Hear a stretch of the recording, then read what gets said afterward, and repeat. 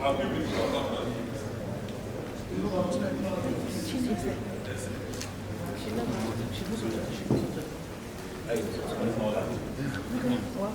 Good morning. How are you? Oh. Thank you. Good morning. That's good. Thank you. Morning. How are you? Morning. Musa. How are you? That pressure is on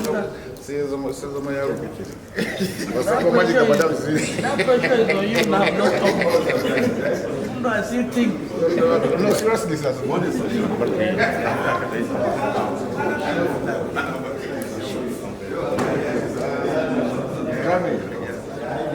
Drumming, former CBS, my very good friend. Oh, is that right? Yes. So we have IGP.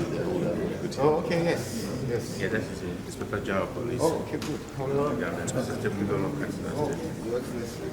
When I came around, they got some How are you? Nice meeting you. Thank you very much. Yeah, this is from the Guinea-Bissau. Yeah, Councillor. That's all right. Thank you very much. Nice meeting you. Thank you. Sure. I do.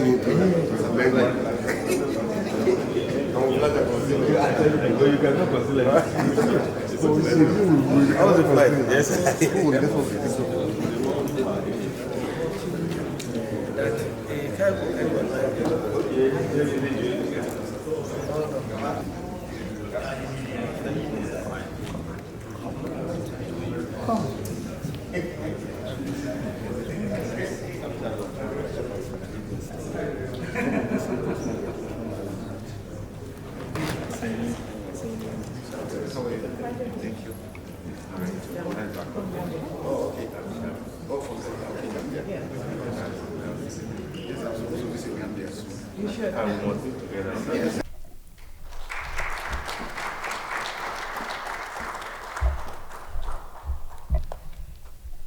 The PowerPoint is working.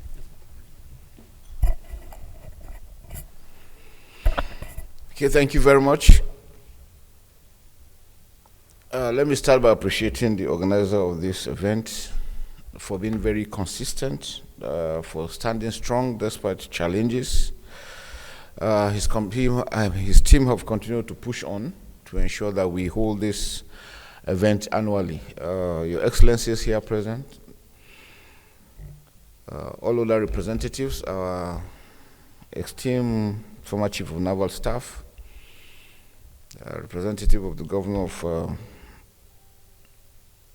Bayelsa State, that's my other state. I was in Bayelsa as a Lieutenant Colonel when I was a commanding officer.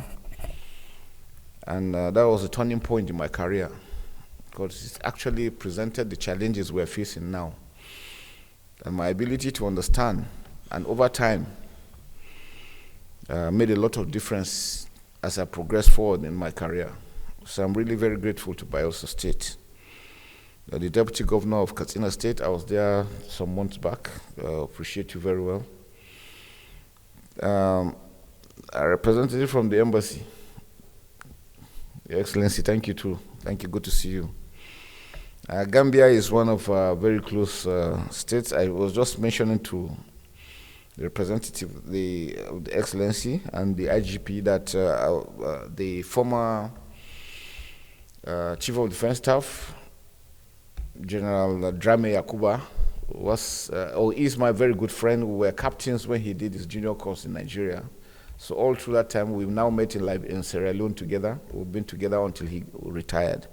So you're most welcome, and all other, including my team from Nigeria. Let me also apologize that I was not able to come yesterday because we had some issues with the visa.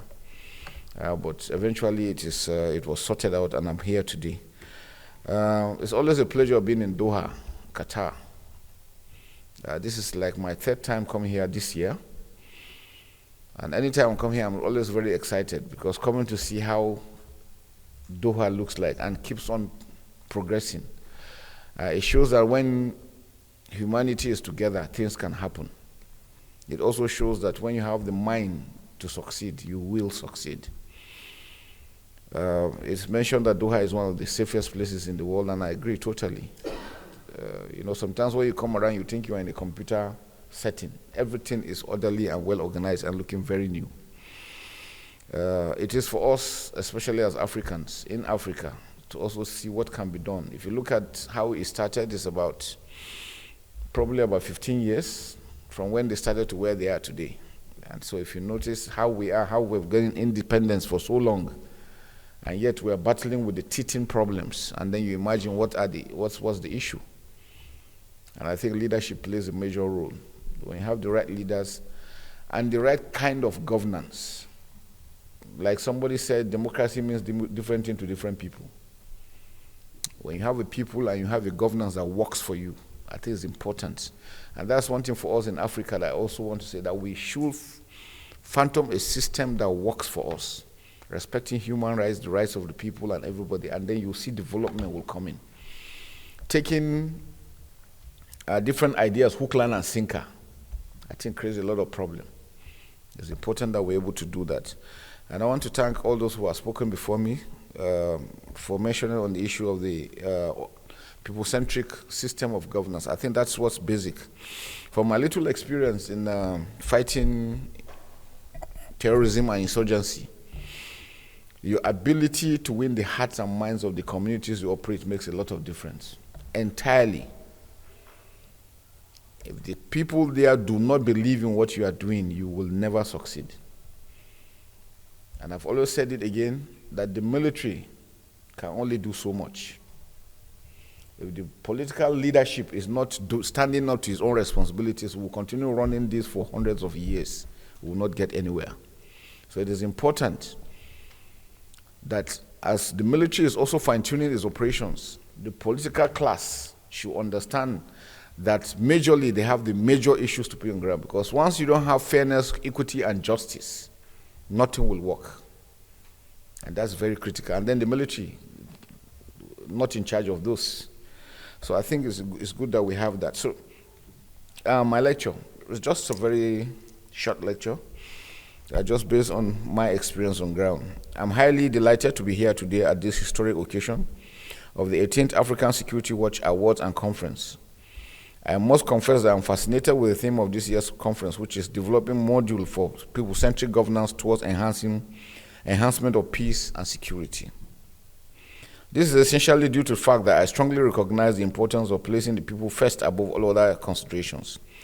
It is upon this realization that my leadership concept as the Chief of Defense Staff, Armed Forces of Nigeria is, I quote, to nurture a professional armed forces of Nigeria that is people-centric, capable of meeting its constitutional responsibilities in a joint and collaborative environment. What this means is that no one organization can do this alone. Everybody has a role to play. In today's complex global landscape, nations are increasingly focused on advancing both security and prosperity to safeguard their citizens and ensure economic growth and sustainability.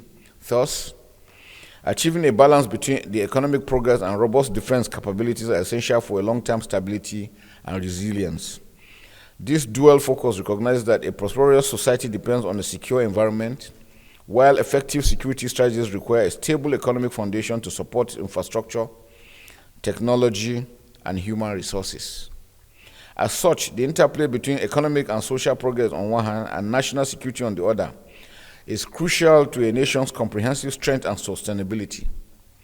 This interdependent relationship therefore underscores the importance of socio-economic development and national defense.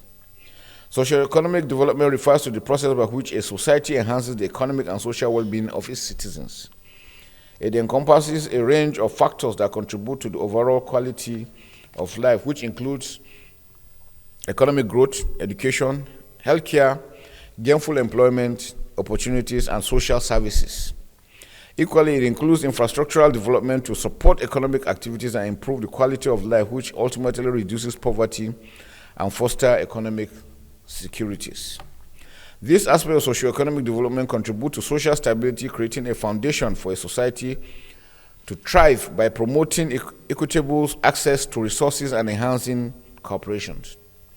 On the other hand, national defense refers to policies, strategies, and actions employed by a nation to secure its sovereignty, territory, citizens, and interests from external threats and aggression.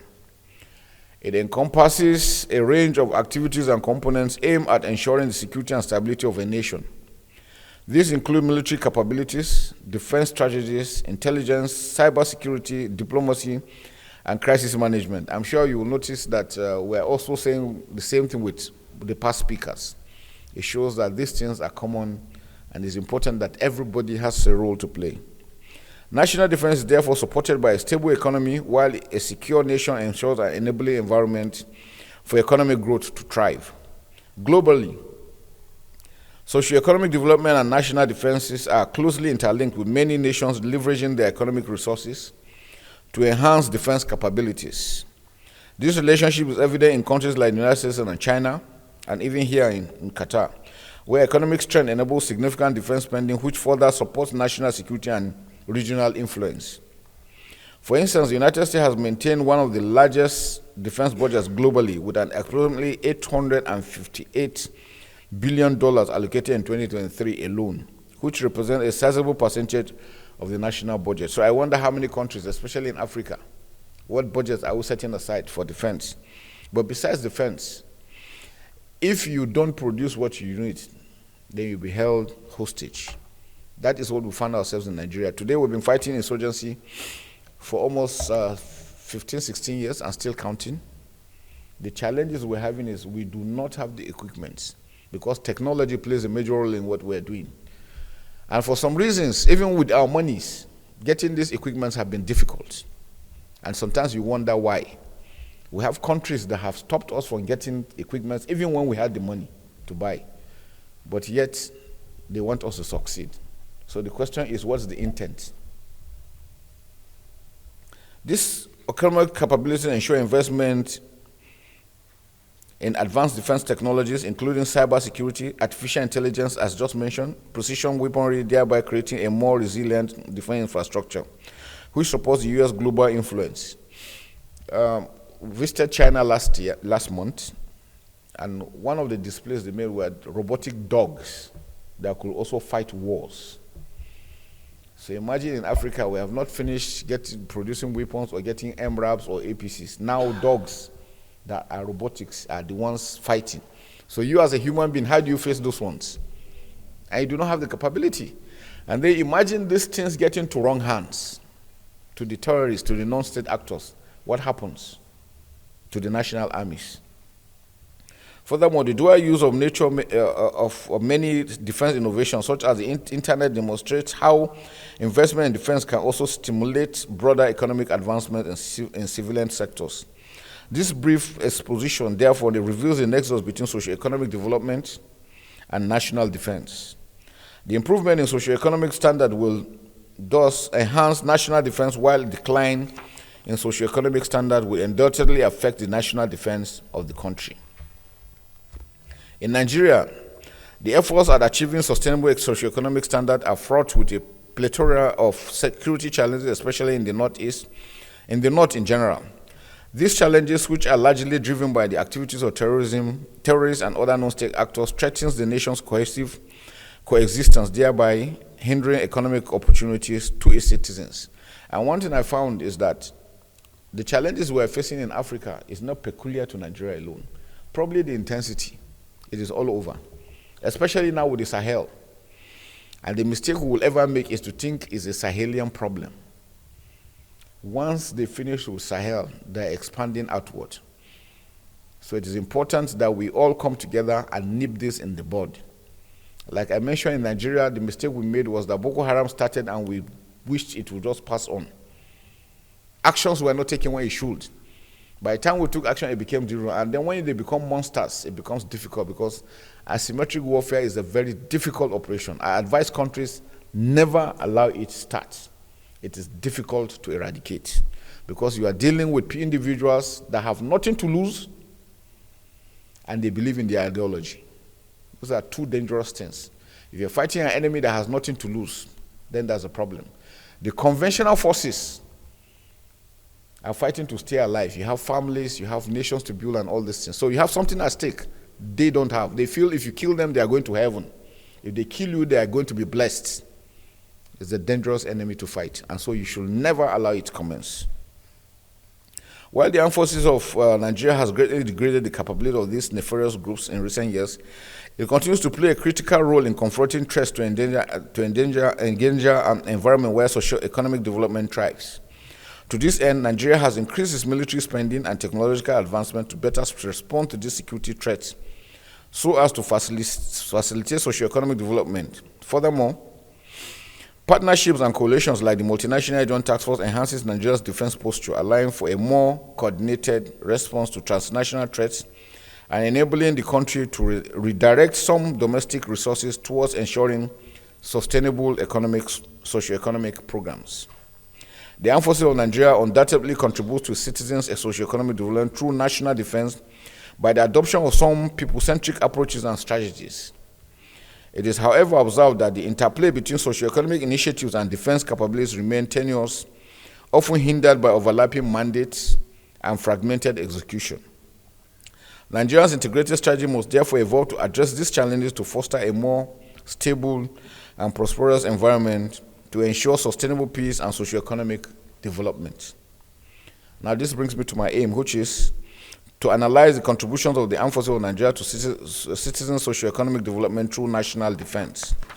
In order to achieve this, I will look at an overview of socio-economic development and national defense in Nigeria, then a peep into the contribution of the armed forces of Nigeria towards enhanced socio-economic development in Nigeria, later challenges militating against the effect of the armed forces of Nigeria towards ensuring citizens' socio-economic development and national defense, and then finally armed forces of Nigeria's future focus towards enhancing national defense for citizens' socio-economic development in Nigeria. Now let's start with overview of socio-economic development and national defense in Nigeria. Globally, the need to ensure a formidable national defense for the well-being of the citizens remains the primary responsibility of government. The federal government of Nigeria, like all other governments across the globe, strives to achieve a formidable national defense so as to enhance the socio-economic development of its citizens. To this end, the armed forces of Nigeria, which is one of the cardinal instruments of national power in Nigeria, is saddled with the constitutional responsibility of ensuring the national defense of the country. In achieving this constitutional responsibility, the armed forces have been pivotal in the fight against all forms of threats to nations' peace and security. For the purpose of our discussion today, I will dwell on the contribution of the armed forces of Nigeria to the national defense of the country, focusing mainly on the contemporary threats to Nigeria's security, which are mainly terrorism, insurgency, banditry, and other acts of criminality occasioned by the activity of Boko Haram and their Islamic State of West African province, ISWAP, for short affiliates, as well as the other non-state actors within the operating environment. Well, recently we had the Chief of Defense Staff of Africa conference organized by by AFRICOM. It was held in Botswana. And every Chief of Defense Staff that came to speak spoke of the responsibilities they have to bear. The armed forces are saddled with so much to do. It's like they're taking over everything. If there's an issue, the police should take is the armed forces. If it is for immigration, it's the armed forces. If it is for everybody is looking towards it. Again, because probably the level of professionalism in the armed forces. But the remedy is that other services too must be made professional. The armed forces cannot be able to solve all these problems. It is very important.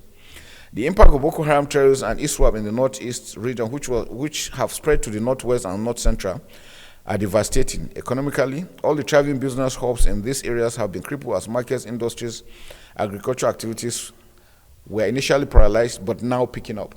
I can say that yes, so much has been achieved within the last 2 years. There's a great improvement in what has been done. The immediate economic costs are evident in the loss of lives, high disability rates amongst the citizens, destruction of property, decline in government revenues, and diversion of funds from development to security efforts, among others. I still think in Africa we don't spend enough for our security. If you calculate with America that produces all this equipment and its sophistication, it's still spending over $800 billion. I wonder how much African countries get to spend, because there are other contending issues on ground. So it's always a challenge. Educational activities in this area, especially in the northeast and some parts of the northwest regions, have also suffered significantly. Boko Haram's aversion to Western education has led to the destruction of educational institutions and the abduction of killings of children. Very sad. It is an irony that they are fighting Western education, but yet using Western equipment to fight, to project themselves. So, I mean, that's the irony of life. The scourge of terrorism and insurgency have degraded infrastructure, sacked villages, and destroyed farmlands, leading to increased migration from affected areas and aggravating challenges in urban areas. Socially, the spate of terrorism has caused mass population displacement, with over 2.5 million people forced into internal displaced persons camps or other safe areas within and outside Nigeria. These displacements have led to family separations, increased social vices, and heightened humanitarian crises within the camps. To address this crisis, therefore, requires a comprehensive approach that includes effective security measures, socio-economic development, and community-based engagements, among others, other kinetic and non-kinetic actions. Again, we have found out that family values. Maybe it's a new world order. So much emphasis on material things and less on what develops communities. And once the family, which is the smallest unit, is broken, the society will suffer for it, and that's where we are now. I shall dwell more on the efforts of the armed forces of Nigeria in tackling the attack on the socio-economic development of the citizens by Boko Haram and other related non-state actors. The primary preventive measure against terrorism has been the deployment of security forces for kinetic operations. Since the onset of Boko Haram menace, military actions such as Operation Restore Hope, Boyona, Lafia Dule, and the ongoing Operation Hadenke have been crucial in safeguarding lives and property in the Northeast region. A significant development was the relocation of the Military Command and Control Center to Maiduguri on June 8, 2015, which strengthened the 7th Division Command structure, which is currently known as Headquarters Theater Command of the Joint Task Force Operation Hadenke, which I was privileged to command for 19 months. Headquarters Theater Command coordinates, controls, oversees, and directs the counter-terrorism and counter-insurgency efforts of the Armed Forces of Nigeria, as well as that of other security and intelligence agencies within the operating environment in the Northeast.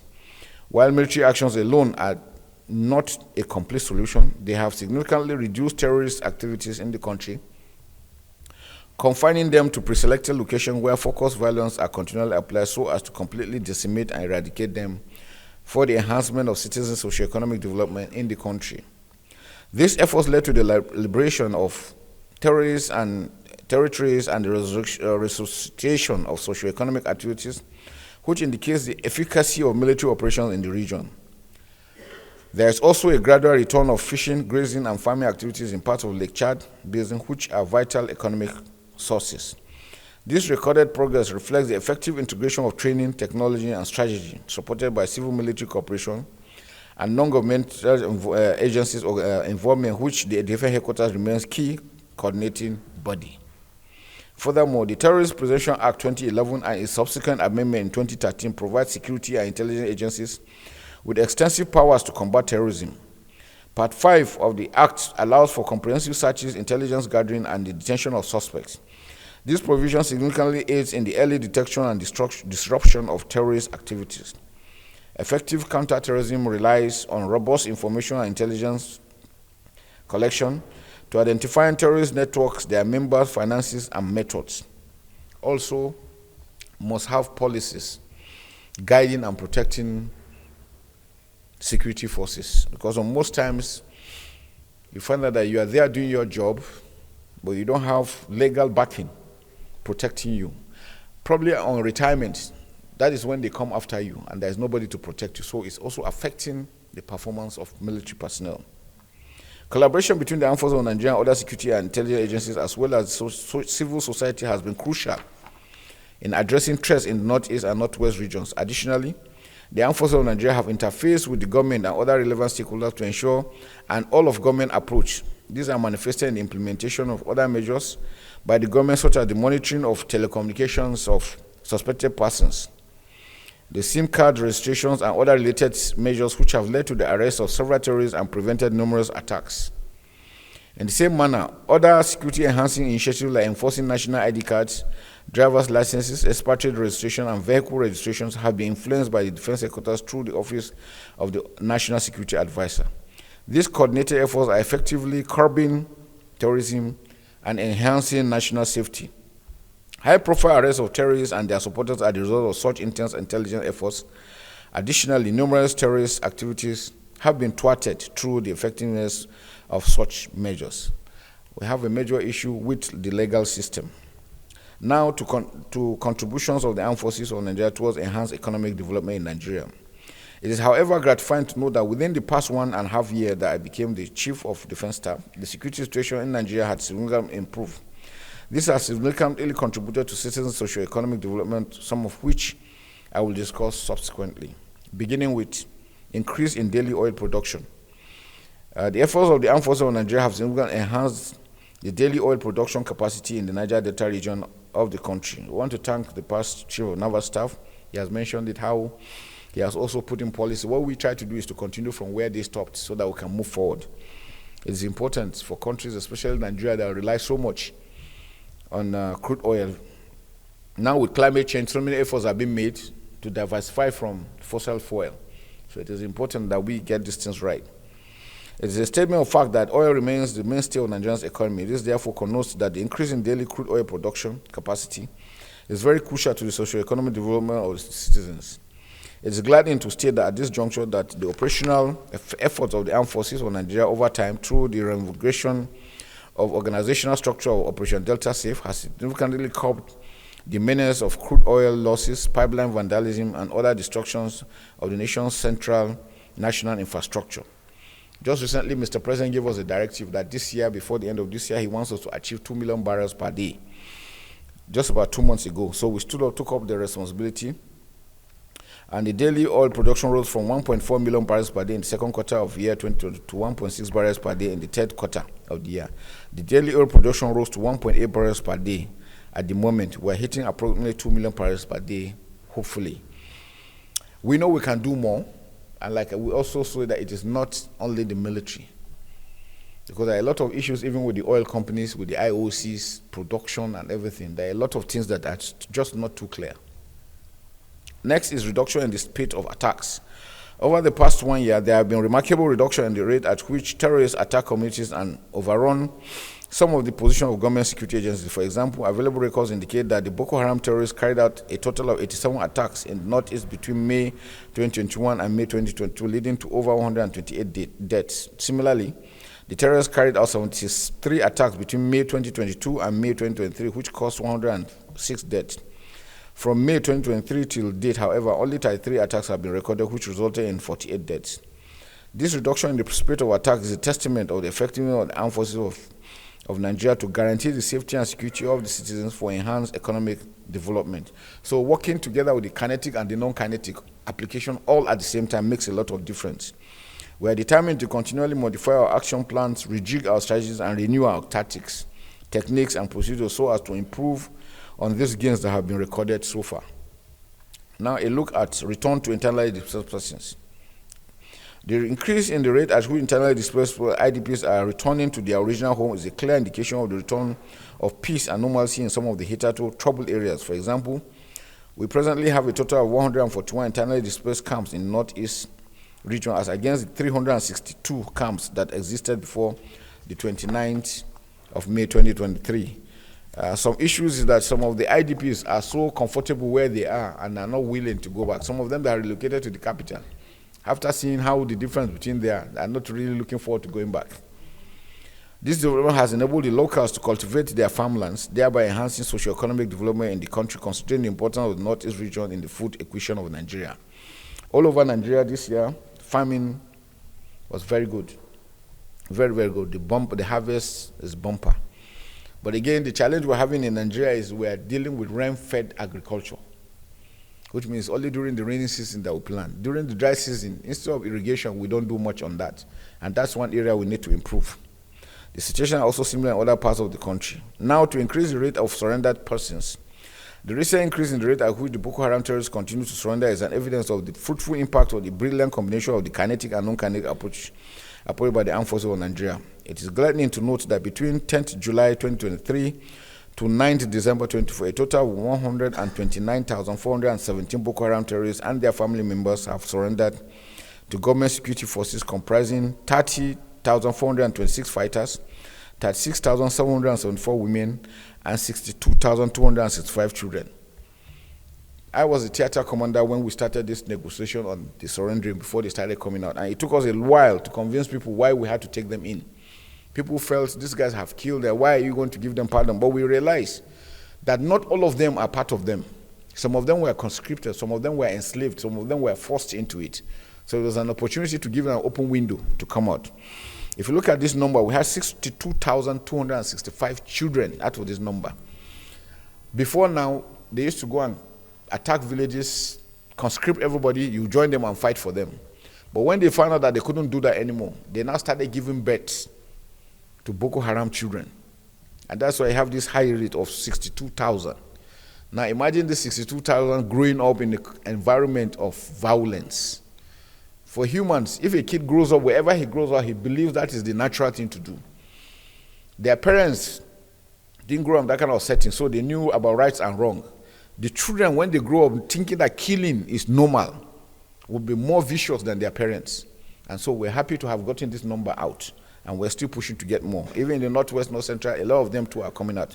Because we are taking in strategies that make sure that they are denied logistics, denied funding. Once they can't get those things, it forces those ones to go, and then we get them out.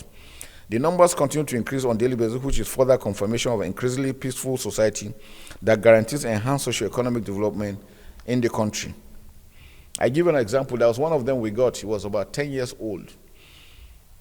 In fact, okay, let me go back to the first people that came out. You know, there were 11 of them. They were very apprehensive. They were not sure it was going to work. The people behind were telling them, when you come out, you'll be killed. That there was no way the military men will forgive you for what you have done. But the zeroed mind, we assured them. They came out, submitted the weapon, they were profiled, you know, we gave them food, cleaned them up. They came back very, very haggard. So when we took them to the camp and they were given time to go and shower, they took their haircuts, they were treated, doctors came. They quickly picked their phones and were calling to say, look, nothing is happening to us, come out. You know, and that's how other ones too started coming out. In fact, we extended to get to them, some of them, their wives, they have not seen them in years. Some of them will go their mothers. Some of them, when their mothers called them and said, look, I have not seen you in 5 years, come home. They surrendered and came out. So you see, these are all part of the non-kinetic effort we're doing. One of the kids, one 10-year-old boy that came out, and for the first time we gave him a mattress. He asked, what was this for? We said, it's for you to sleep. He started crying. He had never slept on the mattress before. He's either on a tree or sleeping on the floor or inside the trench just to stay alive. So it tells you how bad it is. You know, a people are the strengthening of government authority. Within the past 1 year, there have been significant improvement in the restoration of government's presence in all areas that were previously adjudged as being controlled by terrorists. This is evident in the reopening of roads, markets, schools, law courts, security posts, and other government administrative machineries which were shut down in the past. For example, the international road from Maiduguri through Gamboru Gala in Borno to the Republic of Cameroon and other related roads have been reopened to commuters without problem, which was not previously the case. This development also applies to other routes within the region and other parts of the country. Similarly, commercial activities in Mbaga Fish Market, which is one of the largest freshwater markets in sub-Saharan Africa, have been intensified within the past 1 year. Lake Chad region, we have the Lake Chad countries, Cameroon, Nigeria, Chad. It has receded to about 10% now, displacing over 50 million. So you can imagine the economic situation within those general areas. The quantity of resources in that area alone, we're talking of fish and some other things, massive. So these are areas that we need to also, the government needs to look at how do we resuscitate such places. And it's very possible it has been known elsewhere, so why not Lake Chad? All these and many other evidence of our victory over Boko Haram in the Northeast. Similarly, developments abound in all other areas that were considered trouble spots across the country, thereby enhancing citizen socio-economic development in Nigeria. Having looked at the contribution, let's now discuss challenges militating against the efforts of the armed forces of Nigeria towards ensuring citizen socio-economic development. There are some challenges that are encountered by the armed forces of Nigeria in its efforts towards tackling the menace of Boko Haram terrorism and other non-state actors in the Northeast and other regions across Nigeria. Some of these challenges are as follows, starting with situations in the contiguous states. The situations in the contiguous states attribute to the insecurity in Nigeria either directly or indirectly. Nigeria shares common land border, distance of 1,600 kilometers with the Republic of Niger, 1,975 kilometers with the Republic of Cameroon, and a total of 85 kilometers with Chad Republic. It also shares a total distance of 809 kilometers with Benin Republic and 853 kilometers along the coastal line with the Atlantic Ocean. So you can see the peculiar geographical location, situation of Nigeria. All the countries around us are Francophone countries. So even before now, there had been that issue between Anglophone and Francophone. When you have collective decisions to be taken, they go back and sit down and look at it from their own space. So you'll be surprised the next day when you go, they have changed their decision on it. So it creates a lot of problem. Now they're having issues with France. And so you can imagine the dynamics within the area. A lot of Sudan is having issues. Libya is still not stable. Central African problem. So you see the whole of that belt, there are a lot of issues to be addressed. So I'm happy that efforts are being made to put, but we need to do that for Africa to be stable. The common denominator in all these borders is that they overstretch the efforts of government security agencies when it comes to the issue of effective border management and control. These developments encourage the proliferation of small arms and light weapons across border movement of terrorists and other violent extremists from the Sahel, as well as infiltration of elements of Al-Qaeda from the Islamic Maghreb into Nigeria. Also issues of human trafficking, drugs, illegal inflows of funding. Interestingly, the Northeast region shares common international border with 3 of the countries, namely the Republic of Chad, Niger, and Cameroon, which also suffer from the scourge of Boko Haram terrorists. Initially, when Boko Haram started in 2009, it was viewed as a Nigerian problem. So even when efforts were made for the neighbors to come together for us, because we understand with terrorism, they are borderless. They don't respect borders. They flow. We attack here, they move to until when they turned around and started attacking other communities. That's when we saw the need. And they were able to pull out the multinational Joint Task Force. Thus, the situation in this country significantly influenced the security situation in truth.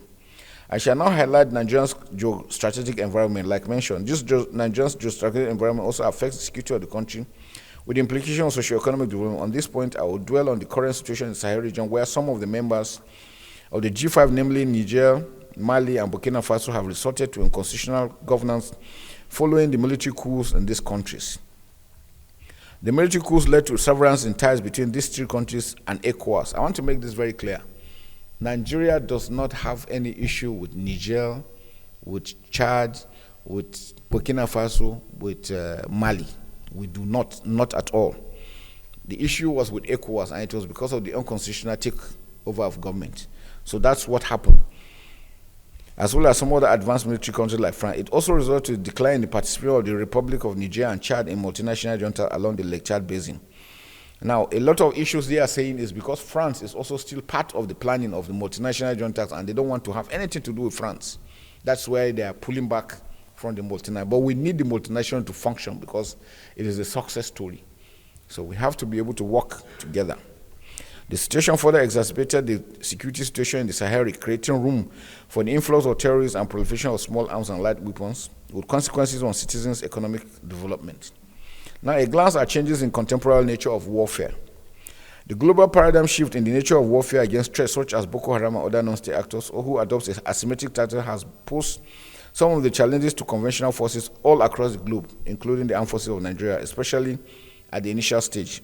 We have been a conventional armed forces. We have fought in Liberia, we're in Congo, we're in Tanzania.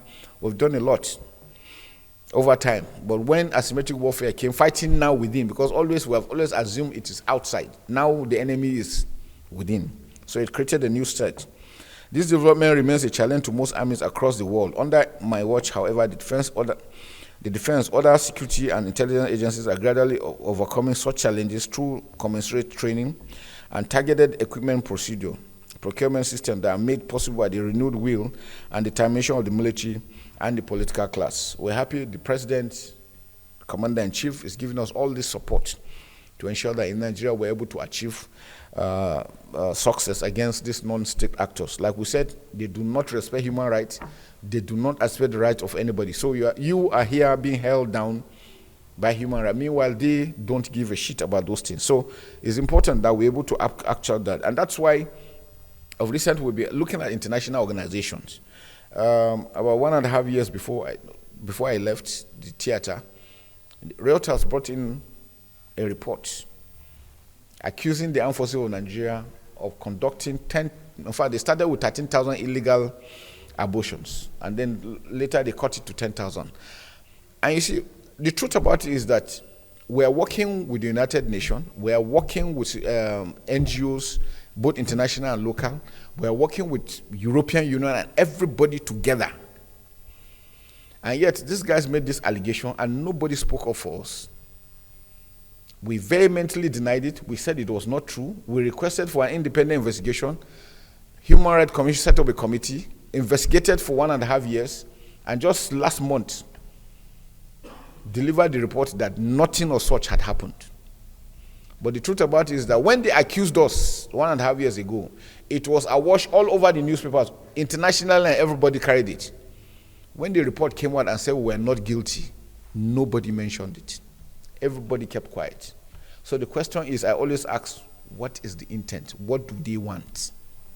Is it to demoralize our troops? Is it to make us look bad, or what? And funny enough, 2 weeks later, just last week, Amnesty International came again with another 10,000 killings in the Northeast. So the question is international, are they with us or against us? It seems that whenever we are succeeding, they are not happy. That is my own opinion. Whenever we are succeeding, they always want to find one way or the other to deny, because they know when they accuse us of human rights abuses, most international organizations will not want, countries will not want to give us weapons and equipment. And that's why I mentioned the first time, we were having issues getting weapons because we were denied equipment. So for me, a friend in need is a friend indeed. If my friend turns his back against me when I need him the most, he is not my friend. And that is very critical. And that's one thing in Africa we must understand. And that's why I'm saying that we must produce what we need. If we don't, we will continue to suffer. And finally, negative influence of the media. Public perception is very critical to the success or otherwise of the numerous operations that are conducted by the armed forces of Nigeria. We just finished the African military games. Before the game started, a lot of news have gone around. Nigeria is not safe, kidnapping everywhere, killing and Yahoo and everything. But I'm happy 20 countries came, and now they are going to be ambassadors because they saw a different Nigeria, that it wasn't true. This is what we're facing. So, but I don't blame them. We too have to make sure that we look at our own strategic communication. How do we project ourselves? Because nobody will sing your song. We have very few individuals, very few Nigerians that are giving us very bad news. But these things have been amplified as if all the 200 million Nigerians are all criminals. Meanwhile, they're just a minute number. If you look at the Nigerians that are doing so well all over the world, you can't compare, but nobody talks about them. Everybody's looking at the negative aspect. Nobody's looking at the positives. But like I said, if we don't sing our song, nobody else will do it. So we must be able to sing. And for Africa, it holds for everybody. Once you go as an African, everybody looks at you and thinks you are just a thief or a criminal or something.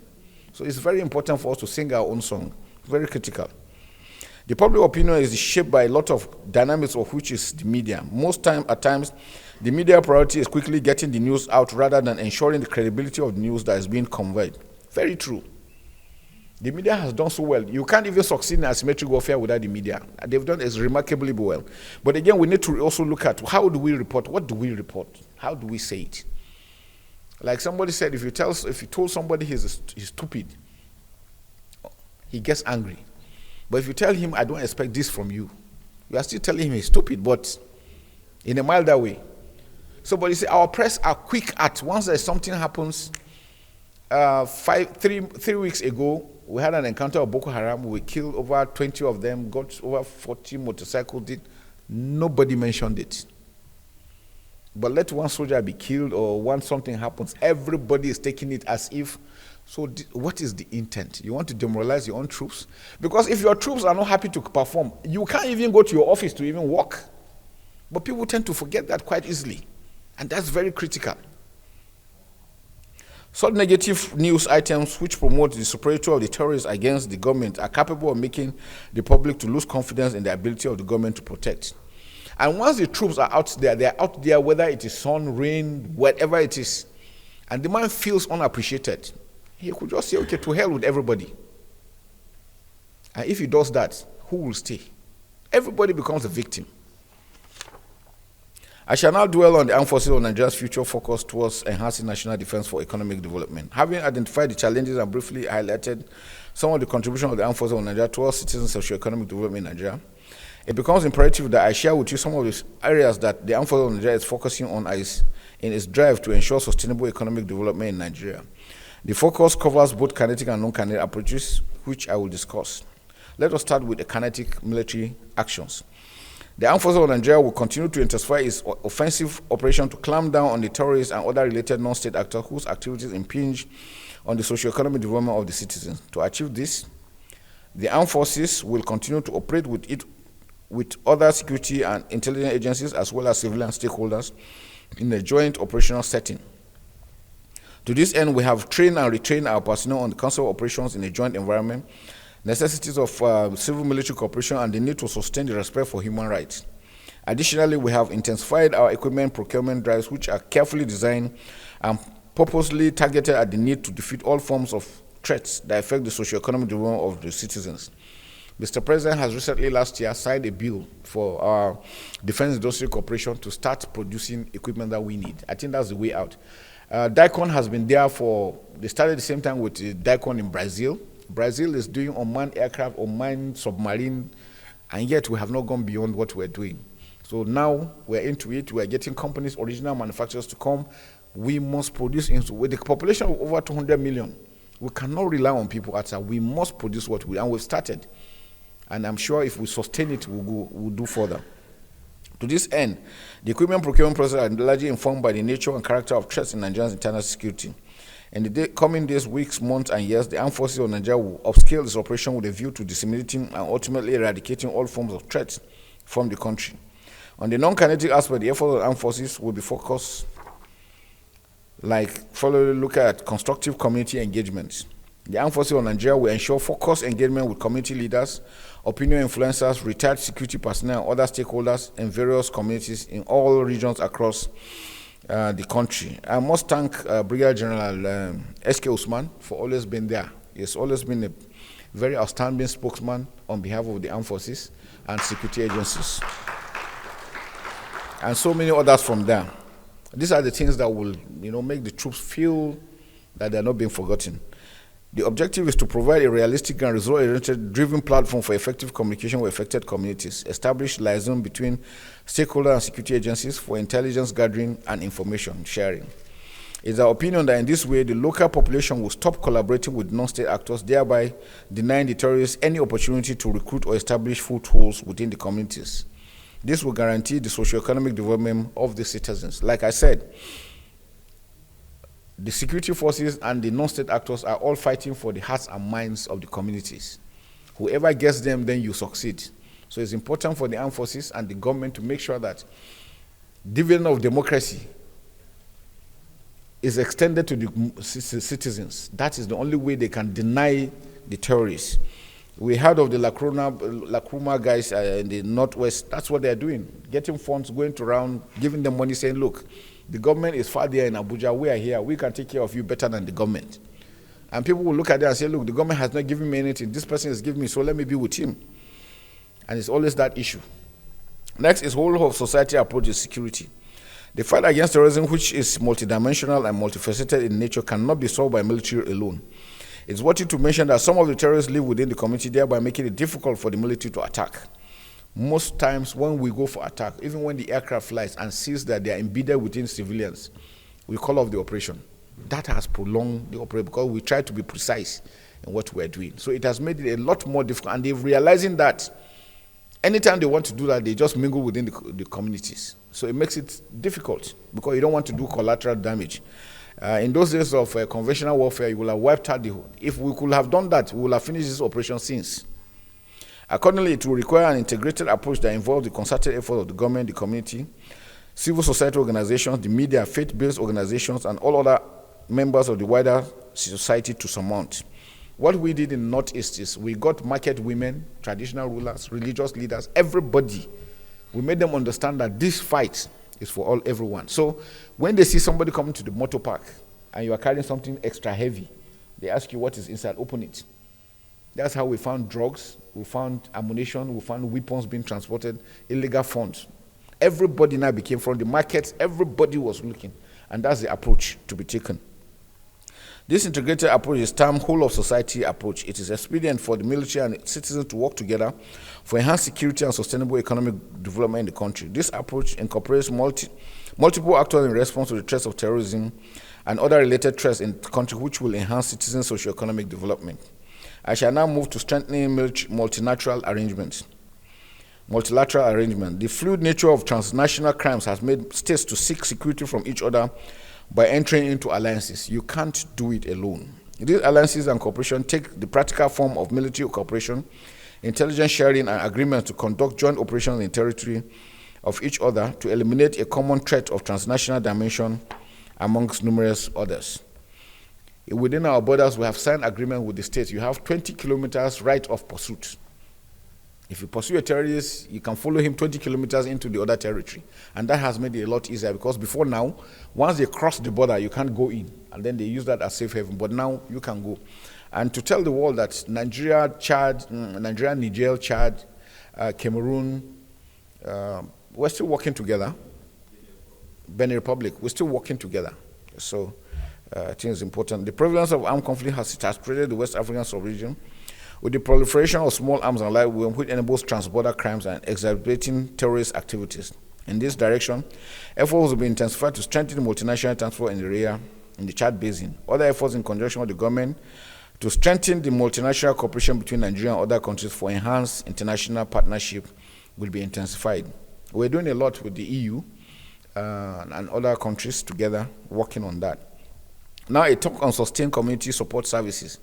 The need to sustain community support services and act in support of civil authority cannot be overemphasized. Community support services like providing resources, expertise, and manpower to address pressing issues such as healthcare, education, and disaster relief will be considered seriously. The military, we had to build our own capacity. I remember polio. When we had issues of polio, there were areas that the medical civilians couldn't go to. We train our troops going on patrols. So when they get to communities, they were able to give these vaccines on polio to communities. Schools that didn't have teachers, we provided teachers. Where they didn't have pipe-bomb water, we gave them access to our medical centers. We did a lot. For instance, the Delhi flood, which occurred on 10 September 2024 in Maiduguri State from the Alau Dam, located about 20 kilometers away from Maiduguri, submerged half of the city, leading to high loss of lives, properties, and other sources of livelihoods.